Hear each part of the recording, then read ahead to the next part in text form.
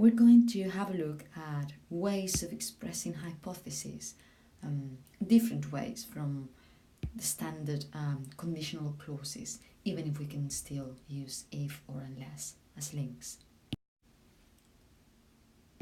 Wonder is a story of a boy who has a facial anomaly, and it's a very moving story. It's really heartwarming and really well worth a read. So if you read Wonder, you will cry. That's a standard conditional sentence. You could also say, if you read Wonder, you will shed a tear or two. That's a synonym. You will cry, you will shed a tear. That's a standard first conditional sentence. Instead of saying, if you read Wonder, you will shed a tear, you could say, if you should read Wonder, you will shed. The difference here, there's a slight difference. If you say, if you read Wonder, I think there's a real possibility that you will read it. It's not unlikely. You can read it. If you say, if you should read Wonder, instead of having a first conditional, this is probably more like a second conditional. This could be closer to, if you read. This is my recommendation, but I'm not sure you're going to do as I'm telling you. So if you should read Wonder, but then this is like a first conditional. You will shed a tear or two.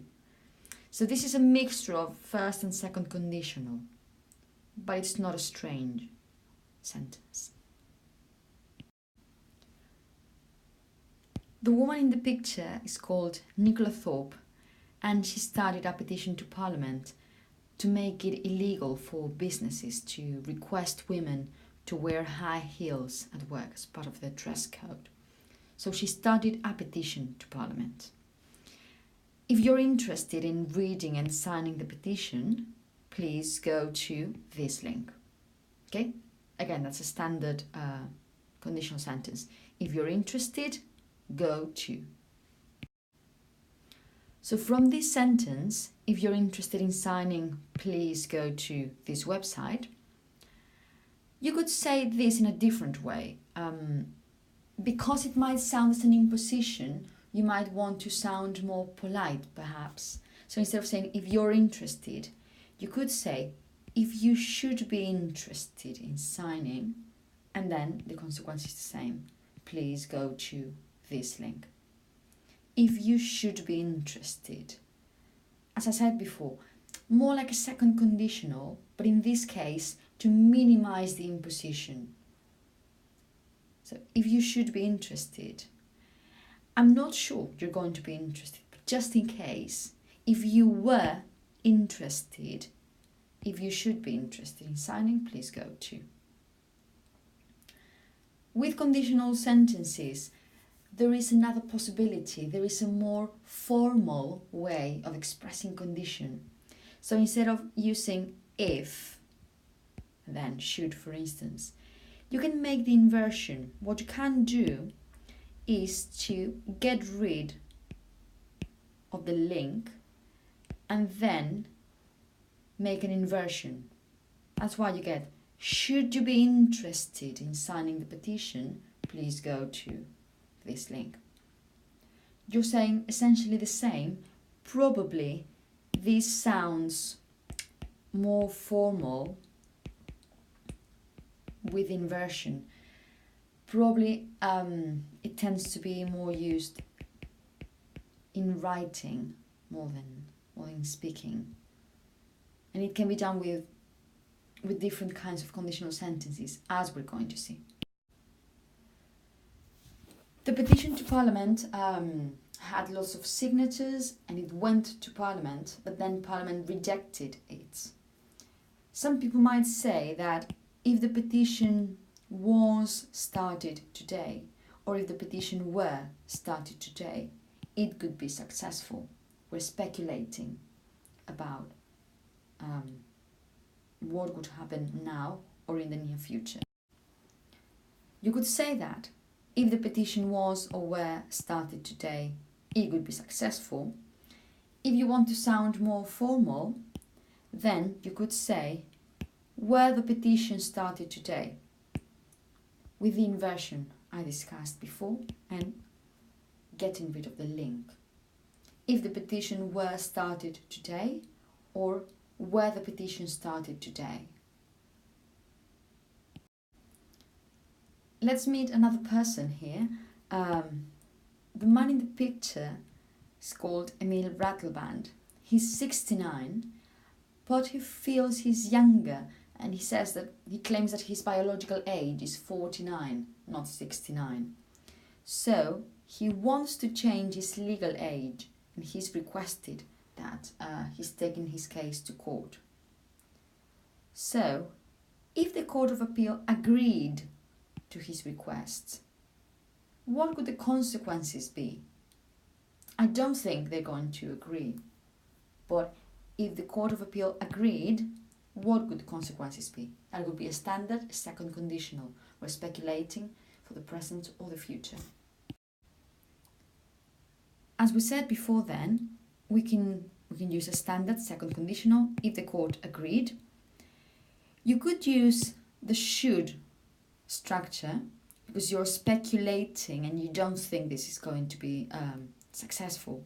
So if the Court of Appeal should agree to his request, and then a standard second conditional consequence, what would the consequences be? You can also have the inversion here, so you get rid of the link and then you make the inversion. The inversion happens, you have to say the sentence as if it was a question. That's why you say, should the Court of Appeal agree to his request? And that sounds okay. It's a formal, very C1 way of explaining or uttering this condition. Because we are talking about a highly unlikely case, this is really unlikely to happen, there is yet another expression you could use. He wants to change his legal age, but I personally don't think this is going to happen. But imagine if Emil was or were allowed to change, the consequence, more people would request the same. So you could say that if Emil was or were allowed to change, or you could use the expression be to, and you could say something like, if Emil were to be allowed to change, as if emphasizing the idea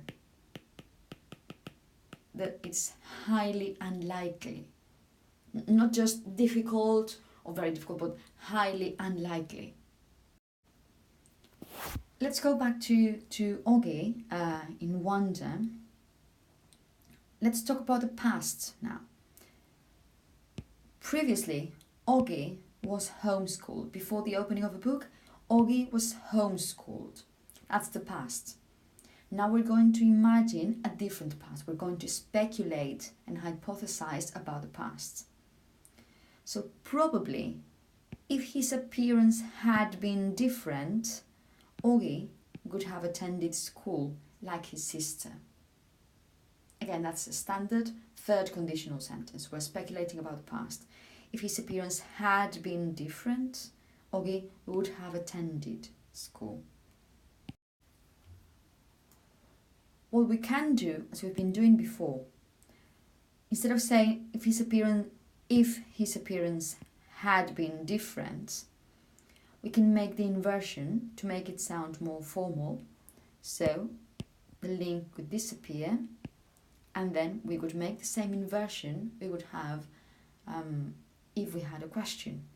So we could say, had his appearance been different, and then the consequence would remain the same. Augie could have attended school like his sister. As I say, you use this expression probably to sound more formal and probably in writing. Finally, thinking of the same situation, that Augie was homeschooled. Obviously, the obstacle for his attending school with other kids was his appearance. So, if it hadn't been for his appearance, that was the obstacle. If it hadn't been for his appearance, Augie would have attended school like his sister.